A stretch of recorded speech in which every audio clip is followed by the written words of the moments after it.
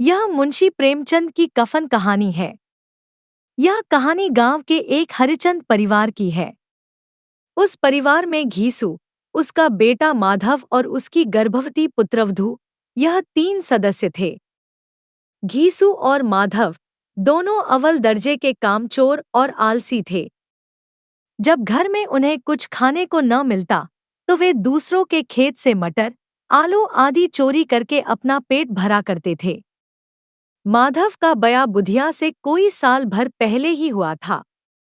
बया के बाद वो बेचारी मेहनत और मजदूरी करके इन निक्कम्मों का पेट पालती थी।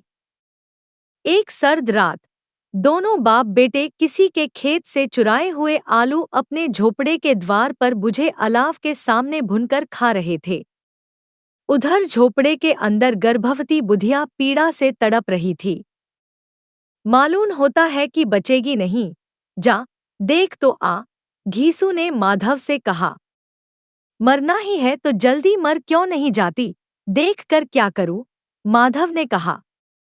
तू बड़ा बेदर्द है, साल भर जिसके साथ सुखचैन से रहा उसी के साथ इतनी बेवफाई, घीसू ने कहा। इस पर माधव ने कहा, मुझसे उसका तड़पना और हाथ पांव पटकना नहीं देखा जाता। घीसू ने आलू निकालकर छीलते हुए कहा, जाकर देख तो क्या दशा है उसकी। माधव को भय था कि वह कोठरी में गया तो घीसू आलूओं का बड़ा भाग साफ कर देगा। दोनों जल्दी जल्दी आलूओं को आग से उठाकर खाने लगे।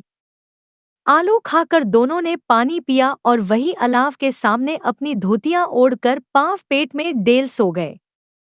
सवेरे माधव ने कोठरी में जाकर देखा तो बुधिया मरी पड़ी थी। माधव भागा हुआ घीसू के पास गया और दोनों जोर जोर से छाती पीटकर रोने लगे।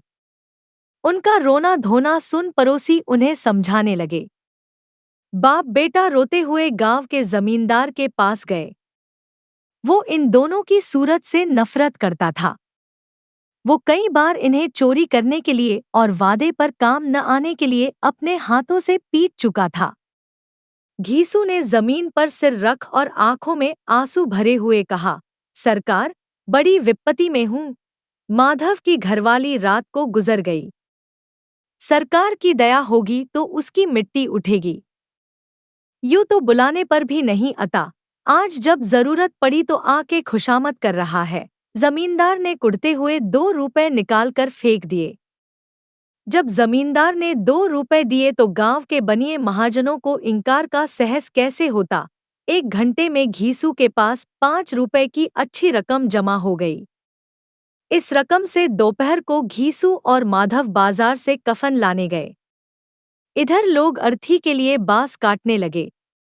बाजार में पहुंचकर घीसू बोला, लकड़ी तो उसे जलाने भर को मिल गई है, अब चलो कोई हल्का सा कफन ले लेते हैं। हाँ, लाश उठते उठते रात हो जाएगी, रात में कफन कौन देखता है, माधव बोला। दोनों बाजार में इधर उधर घूमते रहे। पूरा दिन बीत जाने के बाद दोनों आंखों आंखों में इशारेबाजी करते हुए शराबखाने पर पहुंच गए। वहां से शराब की बोतल खरीदी और बरामदे में बैठकर शांतिपूर्वक पीने लगे।